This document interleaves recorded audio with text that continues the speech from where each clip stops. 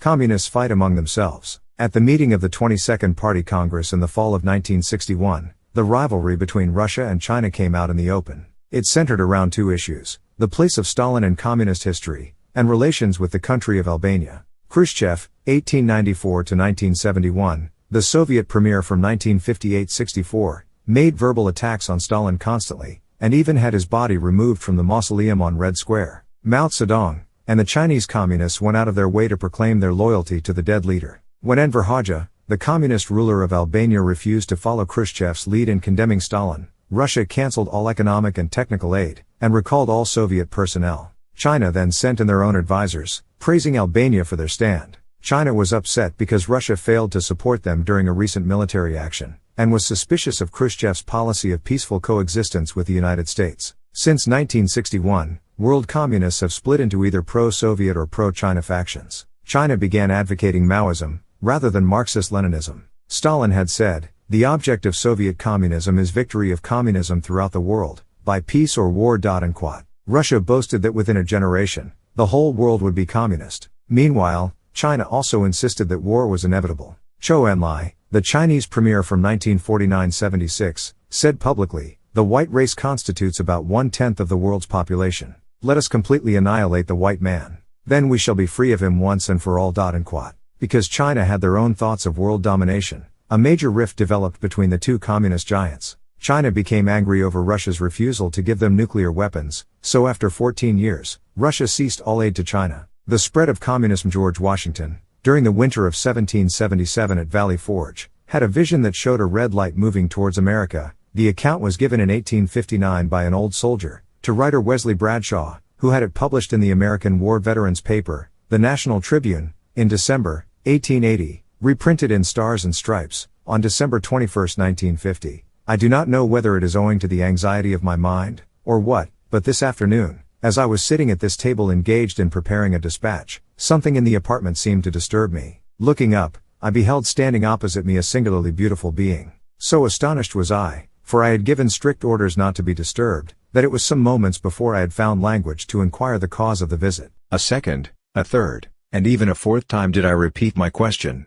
but received no answer from my mysterious visitor except a slight raising of the eyes. By this time I felt strange sensations spreading through me. I would have risen, but the riveted gaze of the being before me rendered volition impossible. I essayed once more to speak, but my tongue had become useless, as if paralyzed. A new influence, mysterious, potent, irresistible, took possession of me. All I could do was to gaze steadily, vacantly at my unknown visitor. Gradually the surrounding atmosphere seemed to fill with sensations, and grew luminous. Everything about me seemed to rarefy, the mysterious visitor also becoming more airy and yet more distinct to my sight than before. I began to feel as one dying, or rather to experience the sensations which I have sometimes imagined accompany death. I did not think, I did not reason, I did not move. All were alike impossible. I was only conscious of gazing fixedly, vacantly at my companion. Presently I heard a voice saying, "Son of the Republic, look and learn," while at the same time my visitor extended an arm eastward. I now beheld a heavy white vapor at some distance rising fold upon fold. This gradually dissipated, and I looked upon a strange scene. Before me lay, spread out in one vast plain, all the countries of the world: Europe, Asia, Africa, and America. I saw rolling and tossing between Europe and America the billows of the Atlantic, and between Asia and America lay the Pacific. "Son of the Republic," said the same mysterious voice as before, "look and learn." At that moment I beheld a dark, shadowy being, like an angel, standing, or rather floating in mid-air, between Europe and America. Dipping water out of the ocean in the hollow of each hand, he sprinkled some upon America with his right hand, while with his left he cast some over Europe. Immediately a cloud arose from these countries, and joined in mid-ocean. For a while it seemed stationary, and then it moved slowly westward, until it enveloped America in its murky folds. Sharp flashes of lightning gleamed through it at intervals, and I heard the smothered groans and cries of the American people, the American Revolution, which was in progress. A second time the angel dipped water from the ocean and sprinkled it out as before. The dark cloud was then drawn back to the ocean, in whose heaving billows it sank from view. A third time I heard the mysterious voice saying, "Son of the Republic, look and learn." I cast my eyes upon America, and beheld villages and towns and cities springing up one after another until the whole land from the Atlantic to the Pacific was dotted with them. Again, I heard the mysterious voice say, "Son of the Republic, the end of the century cometh, look and learn." And this time the dark shadowy angel turned his face southward. From Africa I saw an ill-omened spectre approach our land. It flitted slowly and heavily over every town and city of the latter. The inhabitants presently set themselves in battle array against each other. As I continued looking I saw a bright angel on whose brow rested a crown of light, on which was traced the word Union. He was bearing the American flag. He placed the flag between the divided nation and said, "Remember, ye are brethren," referred to the Civil War. Instantly, the inhabitants, casting down their weapons, became friends once more and united around the national standard. Again I heard the mysterious voice saying, "Son of the Republic, look and learn." At this the dark, shadowy angel placed a trumpet to his mouth, and blew 3 distinct blasts, and taking water from the ocean, he sprinkled it upon Europe, Asia, and Africa. Then my eyes beheld a fearful scene. From each of these continents arose thick black clouds that were soon joined into one, and throughout this mass there gleamed a dark red light by which I saw hordes of armed men. These men, moving with the cloud, marched by land and sailed by sea to America, which country was enveloped in the volume of the cloud. And I dimly saw these vast armies devastate the whole country and burn the villages, towns and cities which I had seen spring up. As my ears listened to the thundering of the cannon, clashing of swords, and the shouts and cries of millions in mortal combat, I again heard the mysterious voice saying, "Son of the Republic, look and learn." When this voice had ceased, the dark shadowy angel placed his trumpet once more to his mouth, and blew a long and fearful blast. Instantly a light as of 1,000 suns shone down from above me, and pierced and broke into fragments the dark cloud which enveloped America. At the same moment the angel upon whose head still shone the word Union, and who bore our national flag in one hand and a sword in the other, descended from the heavens attended by legions of white spirits. These immediately joined the inhabitants of America, who I perceived were well nigh overcome, but who immediately taking courage again, closed up their broken ranks and renewed the battle. Again amid the fearful noise of the conflict, I heard the mysterious voice saying, "Son of the Republic, look and learn."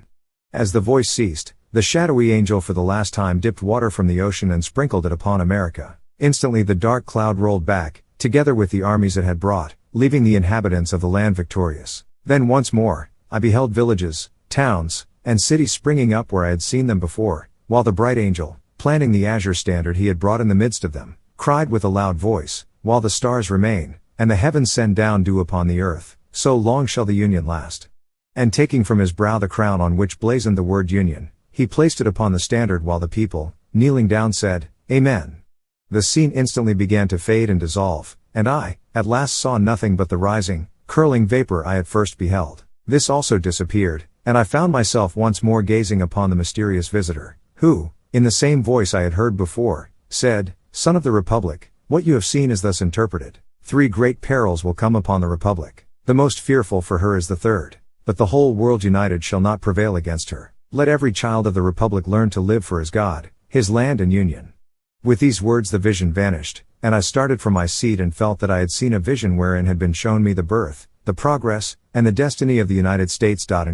A red light was indeed moving towards America, and it was Communism, which at its peak, controlled 14 million square miles of territory, or about 1/4 of the inhabited land in the world, and close to 1,500,000,000 people, or about a third of the world's population. The communist menace swept through Russia, 1917, Mongolia, 1924, Estonia, 1940, Latvia, 1940, Lithuania, 1940, Bessarabia, 1940, Bukovina, 1940, Albania, 1944, Tanyutuva, 1945, Ukraine, 1945, Yugoslavia, 1945, Outer Mongolia, 1945, Manchuria, 1945, Karafado, 1945, Kuril Islands, 1945, Bulgaria, 1946, Poland, 1947, Romania, 1947, East Germany, 1948, Hungary, 1948, North Korea, 1948, Czechoslovakia, 1948, China, 1949, Xinjiang, 1950, Tibet, 1951, North Vietnam, 1954, Guinea, 1958, Cuba, 1960, Libya, 1969, South Yemen, 1969, Guyana, 1970, Benin, 1974, Burma, 1974, Laos, 1975, South Vietnam, 1975, Madagascar, 1975, Angola, 1976, Somalia, 1976, Seychelles, 1977, Mozambique, 1977, Ethiopia, 1977, Cambodia, 1979, Grenada, 1979, Congo, 1979, and Afghanistan, 1980. On January 10, 1963, the Congressional Record published a list of 45 goals of the Communists, which included 1. For the U.S. to coexist with communism, 2. Further disarmament, 3. To establish the United Nations as a one-world government, with an independent military force, 4. To infiltrate the media, 5. To overthrow all colonial governments before self-rule can be instituted. There were 90 communist parties worldwide, recognized by the Comintern, who were working toward those goals. The communist conquest has claimed well over 145,300,000 lives. Soviet Union, 1917-59, 66,700,000. Soviet Union, 1959-78, 5 million. Red China, 64 million. Katyn massacre, 14,242. Expelled Germans, 1945-46, 2,923,700. Cambodia, 1975-78, 2,500,000. Repression in Eastern Europe, 500,000. Malaya, Burma, Philippines, Cuba, Black Africa, Latin, and Central America, 3,600,000. Retired Air Force General G.J. Keegan Jr. said that our government had been covering up the evidence of an imminent Soviet attack on the United States. Keegan, a former Assistant Chief of Staff for the Air Force Intelligence Unit, said that Russia had been going through extensive preparations to mobilize their forces against the free world. He said, after 60 years of aggression by the Soviets, only 17% of the remaining world population lives in what could be termed a free society. Dmitry Manvelsky, a professor at the Lenin School of Political Warfare in Moscow, said in 1930, war to the hilt between communism and capitalism is inevitable. Today, of course, we are not strong enough to attack. Our time will come in 30 or 40 years. To win, we shall need the element of surprise. The Western world will have to be put to sleep. So we shall begin by launching the most spectacular peace movement on record. There shall be electrifying overtures and unheard of concessions. The capitalist countries, stupid and decadent, will rejoice to cooperate with their own destruction. They will leap at another chance to be friends. As soon as their guard is down, we shall smash them with our clenched fist. Lenin said, first, we will take Eastern Europe, then the masses of Asia, then we will encircle the United States, which will be the last bastion of capitalism. We will not have to attack. It will fall into our hands like an overripe fruit. William C. Bullitt, our first ambassador to Russia, wrote, it must be recognized the communists are agents of a foreign power whose aim is not only to destroy the institutions and liberties of our country, but also to kill millions of Americans. In 1955, Khrushchev made this statement to the Warsaw Pact countries: we must realize that we cannot coexist eternally, for a long time. One of us must go to his grave. We do not want to go to the grave. They, America, do not want to go to their grave, either. So what must be done? We must push them to the grave. In July, 1957, he said, I can prophesy that your grandchildren in America will live under socialism. And please do not be afraid of that. Your grandchildren will not understand how their grandparents did not understand the progressive nature of a socialist society. Khrushchev said, while banging his shoe on a table at the United Nations, our firm conviction is that sooner or later capitalism will give way to socialism. Whether you like it or not, history is on our side. We will bury you. On July 19, 1962, Khrushchev said, the United States will eventually fly the communist red flag. The American people will hoist it themselves.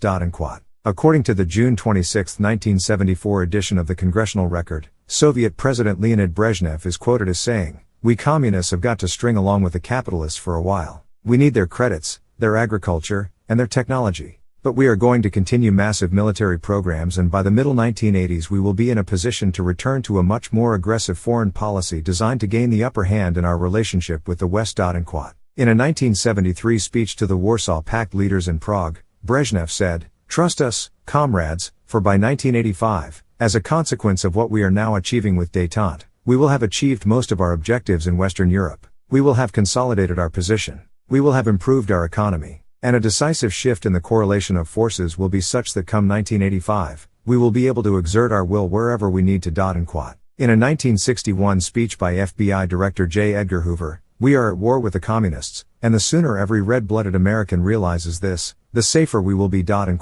He later wrote, communists want to control everything. Where you live, where you work, what you are paid, what you think, how your children are educated, what you may not and must read and write. Remember, always, that it could happen here and that there are thousands of people in this country now working in secret to make it happen here. U.S. Communist Party members pledged to defend the Soviet Union, and to remain at all times a vigilant and firm defender of the Leninist line of the party, the only line that ensures the triumph of Soviet power in the U.S. How loyal are Communist Party members? Gus Hall, a prominent official of the U.S. Communist Party, said at the February 1961 funeral of Eugene Dennis, national chairman of the U.S. Communist Party, "I dream of the hour when the last congressman is strangled to death on the guts of the last preacher, and since Christians love to sing about the blood, why not give them a little of it?" During the 1980s, statements coming out of Russia continued to be of a threatening nature. János Kadar, Hungary's communist leader, told 5,000 delegates to the Soviet Party Congress, "There is no force on earth that can stop the Soviet Union's advance and the triumph of communism." Anatoly P. Alexandrov, president of the Soviet Union's Academy of Sciences, and one of Russia's top scientists, said, "The Soviet Union was never as strong as it is today." A UPI report stated, top-ranking party officials declared today that the Soviet Union is mightier than it has ever been and is no longer threatened by force, making the triumph of communism inevitable. Russia has been at war with us for years in an effort to destroy us. Former Czech communist official J. Bernard Hutton wrote in his book The Subverters, "Today thousands of highly trained Russian and Red China undercover master subverters live under respectable cover occupations and professions in all countries of the Western democracies. International security officers estimate that at least 30,000 undercover subverters, paid by Moscow and Peking, and continually undermining the Western democracies. They are aided by specially trained Communist Party members and fellow travelers. The conservative estimate by Western security experts is that at least 500,000 men and women are at work all over the world, bringing about the downfall of the profit-making economic system." In 1920, Lenin talked about their plans. "The communists in Western Europe and America must strive everywhere to awaken the masses and draw them into the struggle. It is difficult to do this in Western Europe and America, but it can be done and must be done. Propaganda, agitation and organization inside the armed movements and among the oppressed must be coordinated in a new way." In 1921, he came up with the idea of spreading communism through trade unions, youth organizations, cooperatives, and other associations. This idea was taken even further by Otto Kuusinen, a Finland communist, who at a meeting of the Comintern Executive Committee in March 1926, advocated the creation of a whole solar system of organizations and smaller committees around the Communist Party, actually working under the influence of the party, but not under its mechanical control. The organizations were developed by Willy Münzenberg, a German communist. Their aim was to further the cause of Soviet communism, and act as a cover, if communism was illegal, in order to spread propaganda. Stalin said, during a secret meeting of the Kremlin's inner circle, in March 1948, "Comrades, it is imperative that we create an entirely new type of fighting force. It will operate first in the most advanced capitalist countries, and later in other countries. This fighting force will consist of devoted and trained comrades who will have no connection with the Communist Party whatsoever. These comrades will operate undercover, as do our intelligence officers and spies who are working abroad. This special force will control networks of other undercover comrades, who will also have no outward connection with the Communist Party of their country. The objective of this fighting force is to speed up the development of revolutionary situations and spread awareness of how unrest, public disturbance, disorders and industrial dissatisfaction can bring about a breakdown of the capitalist system. This will lead to the revolutionary overthrow of governments, and the establishment of Soviet states." In another secret meeting in April 1948, Stalin said, "The way to assure success is for us to create not one, but two undercover subverter networks. They will operate simultaneously in all the countries of the capitalist world. The undercover subverters of the first network will operate quite independently of the second. In each capitalistic country, one undercover subverter network will be composed of tried and trusted communists who are nationals of that country. Their activities will be directed by Comrade Suslov, who will be responsible to the Politburo. This network of undercover subverters will comprise of men and women of ability and intelligence, especially selected for these qualities. As soon as they undertake the undercover subverter work, they will sever all contact with the Communist Party and dedicate themselves to working for the party by indirect methods. They will be called upon to join and operate within organizations and societies that are bourgeois and opposed to communism and the Soviet Union. They will engage in undercover subverter activities within these organizations and societies on behalf of the Communist Party. It will be necessary for them to conceal their previous and present connection with the Communist Party. They will create the impression they are opposed to the ideology of communism. The second network of undercover subverters will consist of operators of Soviet nationality. These comrades will be under direct orders from our Secret Service Headquarters, KGB. A new Department of Secret Service Headquarters will be created forthwith, to be named Special Division for Subversion.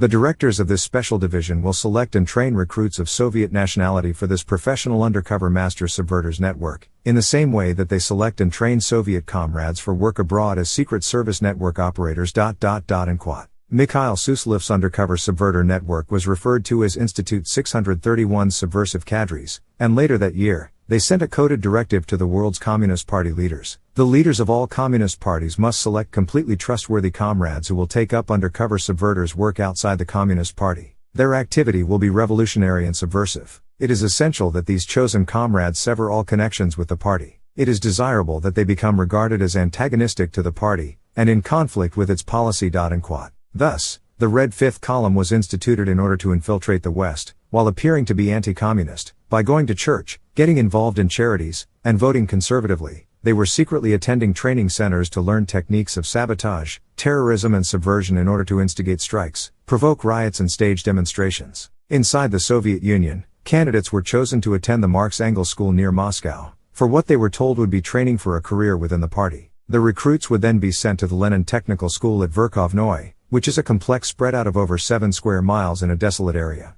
During the time they were here, their family and friends did not know their whereabouts. The training lasted 12 months, and consisted of military-like training, such as survival techniques, various methods of hand-to-hand combat, handling firearms and heavy combat equipment, how to make and deactivate explosives, methods of electronic surveillance, and the use of poisons. If the recruit passed, they would be sent on a vacation, during which they would be arrested by the secret police as a foreign agent. This final test subjected the candidate to brainwashing, torture and interrogation, to see if they would break under the pressure. If they passed, they would be sent to one of the Soviet ace spy schools, where the training could last for up to 10 years. The Prakovka Ace Spy School was located near Minsk, within a 220 square miles area along the border of the Latvian Soviet Republic. The northern sector was for Norway, Sweden, Denmark, and Finland. The southwestern sector was for the Netherlands. The southern area was for Austria and Switzerland, and the southeastern area was for Germany. At the Stepnaya Ace Spy School, near Chkalov, along the northern border of the Kazakh Soviet Republic, the northwestern section was for France, the northern area for the Spanish countries, the northeastern section for Italy, and the southern end for Portugal, Brazil, Argentina, and Mexico. The Vostochnaya Ace Spy School near Khabarovsk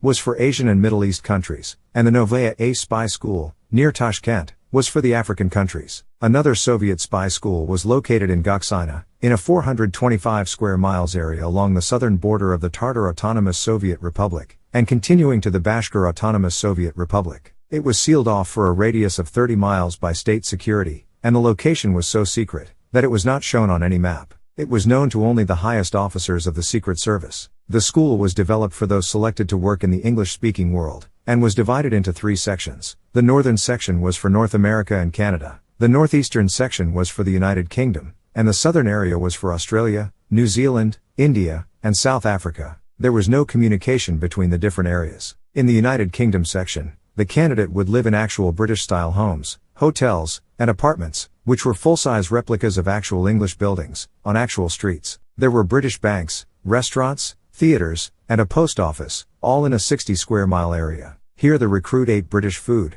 wore British clothes, rode London buses, and received a weekly salary dispensed in British currency, read English papers and magazines, and watched English television shows. The recruits were given English names, and were ordered to speak only English, which they were given 5 years to master. They had to learn all necessary British customs. During the second 5 years, they memorized unbreakable codes, and were taught how to assemble and dismantle radio receivers and transmitters, and were taught how to use photographic equipment to reduce blueprints, records, and documents into microdots. They were given further instruction in guerrilla warfare. After this intensive training, the recruit was, in almost every way, British. Each agent was smuggled into the country of their training, which in this case was England. They would never again see their families. They would be given actual identification and cover documents from people who were dead or missing, so that a background check couldn't reveal their true identities. Within their new identity, they became involved in public life, working to undermine the government as a representative of the communist government of the Soviet Union. China had similar schools, but their training period was only 10 months, because spies were recruited mainly for Chiang Kai-shek's nationalist China, and other countries within Asia, where they would fit in.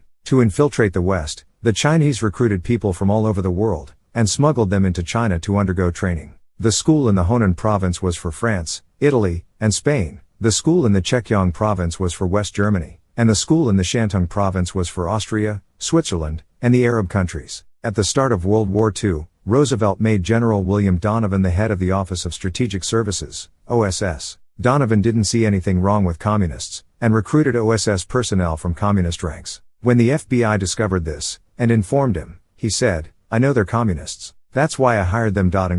After the war, the OSS became known as the Central Intelligence Agency, CIA, and in 1952, the head of the CIA, General Walter Bedell Smith, said that he was sure there were communists working inside the CIA. 3 high-level Soviet KGB defectors, Anatoly Golitsyn, Yuri Nosenko, and Michael Golenievsky, acknowledged their belief that there were communist spies in the U.S. intelligence community. Retired Air Force Major General Follett Bradley wrote a letter, published by the New York Times, on August 31, 1951, that Russian representatives and military personnel came into our country, and were free to move about without restraint or check, and in order to visit our arsenals, depots, factories, and proving grounds, they had only to make known their desires. I personally know that scores of Russians were permitted to enter American territory in 1942 without visa. A year before Russian Premier Nikita Khrushchev visited the United States, he told communist leaders in the Kremlin, "It is of vital importance to cripple the armaments industry and all other important industries of all capitalist enemies. It is of still greater importance to accomplish this within that cradle of aggression, war-hungry America. The Americans are feverishly preparing for war against the peace-loving bloc of the Soviet Union and other people's democracies." Then referring to the orders by the Institute 631, he told the leaders, "Because the United States of America is our enemy number one, even more ruthless action is called for in that country." When Khrushchev came to America, he referred to Americans as peace-loving, and his true and loved friends, and after being presented with a gavel made from the wood of one of California's redwood trees, said, "I will use it for the first time when I strike it, in triumph, on the table, the day we sign a pact of non-aggression and eternal love between the Soviet Union and America, and a second time when we sign a treaty of disarmament with all the nations of the world. I await with impatience my talks with your President, Eisenhower, hoping that our two hearts will be prompted to reach agreement and establish conditions of peace and friendship." The Special Committee of Investigation for the United Mine Workers of America said in a report, "The major points in this revolutionary program of the communists are: 1. Overthrow and destruction of the federal, state, and provincial governments, with the elimination of existing constitutional forms and foundations. 2. Establishment of a Soviet dictatorship, absolute in its exercise of power, owing allegiance to, and conceding the authority only of the Communist, or Third Internationale, at Moscow, as a governmental substitute. 3. Destruction of all social, economic, and political institutions as they exist at this time. 4. Seizure of all labor unions through a process of boring from within them, and utilizing them as a strategic instrument in fulfillment of their revolutionary designs upon organized and constitutional government." In 1960, American subversives received a new directive from Moscow. 1. Comrades working in telegraph, teleprinter, and telephone services must organize an effective monitoring system to intercept important communications, and enable the party to learn what is going on inside the U.S. government, the security forces, industry, and in all other important establishments. 2. Comrades working in armament factories or in nuclear establishments must memorize all charts, blueprints, production lists, etc. that they come upon through their employment. If it is possible to photograph such documents without the risk of detection, this is preferable. 3. Comrades must make a determined effort to infiltrate all sections of the U.S. armed forces. He should be converted into a determined opponent of war between the United States and the Soviet Union. Acts of sabotage at nuclear bases are invaluable. If the well-publicized launchings of a space rocket results in a failure, this is of tremendous propaganda value. 4. In addition to the above special tasks, everyday life in all parts of the U.S. must be disrupted as often, and as effectively, as possible. Racial riots are the most easily provoked disorders. If they are brought about in a way which makes it seem that the ruling class has precipitated the riots, this is valuable propaganda. The class enemy must be discredited, hit often, and where it hurts the most.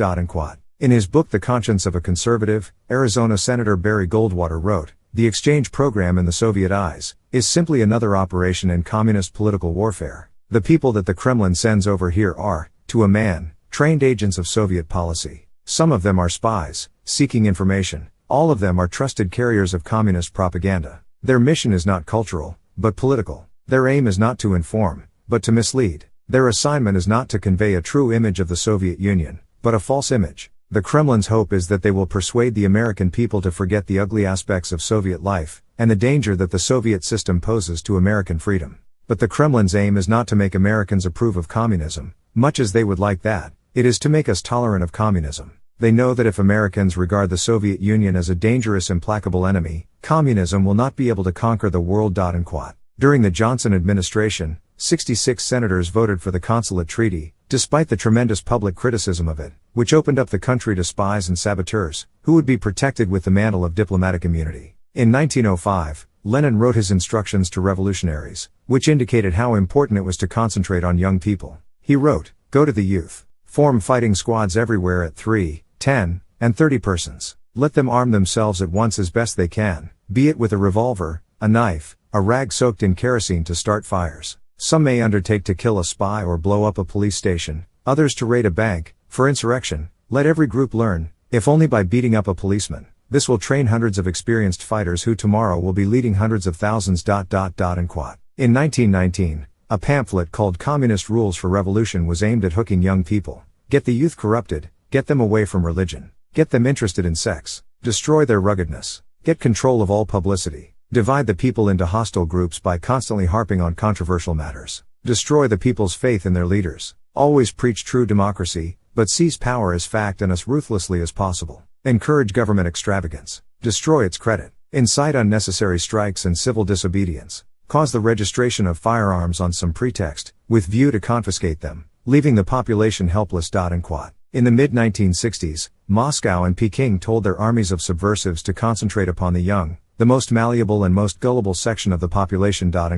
A directive from the Special Division for Subversion, in April 1968, which was sent to West Germany, said, "Action must be taken at once to create disruptive situations that will rock the very foundations of the capitalist system. The disturbances must occur on such a large scale that they cause deep concern to the population. Lightning strikes of key workers in important industrial centers must be encouraged. The objective is to bring the maximum of factories to a complete standstill. Demonstrations must be instigated on every possible occasion. Demonstrations are a symptom of public discontent. Revolutionary action by students must be stepped up. Every effort must be made now to encourage students to demonstrate, and if possible, to riot on the largest possible scale. Students are susceptible to an idealistic approach. They should be tackled on the lines laid down in our previous directives. When known Communist Party members are persuading others to take military action, our undercover subverters must oppose this communist-inspired action. It is vitally important for them to safeguard their established undercover positions." A similar directive was sent to France in 1968. The student population must be induced to demonstrate publicly and fight vigorously for their rights. Subtle undercover tactics must be adopted to ensure these demonstrations culminate in rioting and street fighting. The objective is to create a dangerous, revolutionary situation in which law and order is discredited. Simultaneously, our undercover cadres in industry, commerce, the trade unions, religious organizations and political parties must propagate the idea that the working population should give full support to any student strike actions. While the Soviets were calling for more grievance strikes, more wildcat strikes, and more trade union obstruction to smooth working of industry, more racial riots, and more sabotage to industrial plants, Red China's agents were instructed to seize every opportunity to speed drug addiction, and all sorts of drugs were smuggled into the West. Russia later adopted the same strategy. Zhou Enlai told Egyptian President Nasser, in 1966, of his plans to turn our American soldiers into drug addicts. "The more troops they, America, send to Vietnam, the happier we shall be. We shall then have them in our power and can have their blood." In addition to the undercover subversion, there are various communist parties established in various countries. If the party is outlawed, they function under the name of the Workers' Party or the Socialist Party. Over 80 countries had parties that were officially recognized by the Comintern in Moscow. The leaders of these parties were sent to Moscow for training in communist theory and revolutionary tactics, so they could return to spread propaganda in order to recruit members. Organized communism began in the United States when socialist Eugene V. Debs ran for the presidency in 1900, 1904, and 1908. When he ran in 1912, he garnered over 6% of the vote. The U.S. Communist Party was organized in 1919, having sprung from ideas gleaned from books and pamphlets smuggled in from Europe, and nurtured by members of the Illuminati. They joined the Comintern, which is the world communist organization run by the Soviet Union. To aid the local parties, there were hundreds of front organizations established to defend Soviet policies and attack its opponents. They functioned through the media, local communist parties, and other small organizations. Among the organizations controlled by Russia, International Institute for Peace, Vienna, World Council of Peace, Prague, International Union of Students, Prague, Women's International Democratic Federation,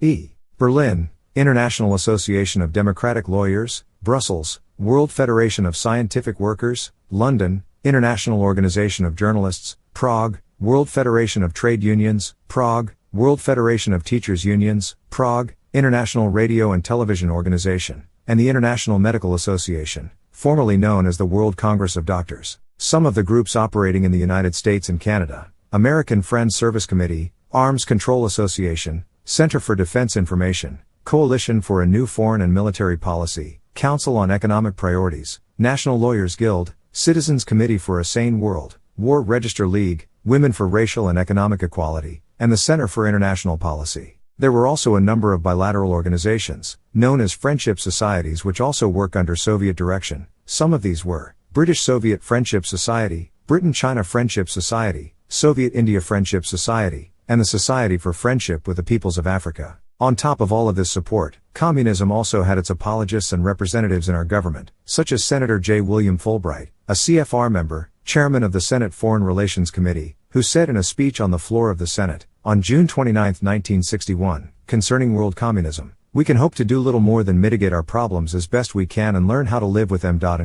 He believed that once Russia caught up to the United States in technology, relations would improve between the two countries. He advocated increased aid and compromises to avoid direct confrontation. He felt that the presence of Soviet missiles in Cuba did not endanger our national security. When Tito, the Yugoslavia dictator, joined with Russia to provide all necessary aid to North Vietnam, Fulbright said that Yugoslavia had proven itself a reliable and stalwart associate in the advancement of certain interests on which our interests coincide.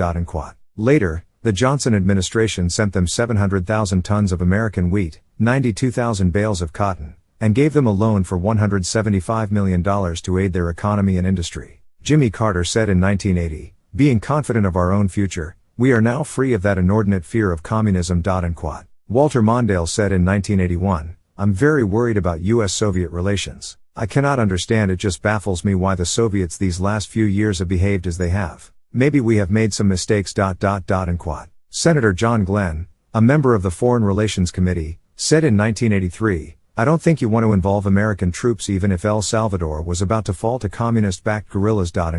Many of our country's leaders have become soft on communism, because they are no longer perceived as a threat. In his last book, With No Apologies, Senator Barry Goldwater wrote, "The Russians are determined to conquer the world. They will employ force, murder, lies, flattery, subversion, bribery, extortion, and treachery. Everything they stand for and believe in is a contradiction of our understandings of the nature of men. Their artful use of propaganda has anesthetized the free world. Our will to resist is being steadily eroded." In an effort to appear that they were embracing democracy, Mikhail Gorbachev introduced glasnost, openness, and perestroika, economic restructuring, in the Soviet Union in 1985, and the Russian people began to experience a degree of freedom never before seen. However, these reforms failed, and communism as a form of government ended when the Soviet Union collapsed in 1991.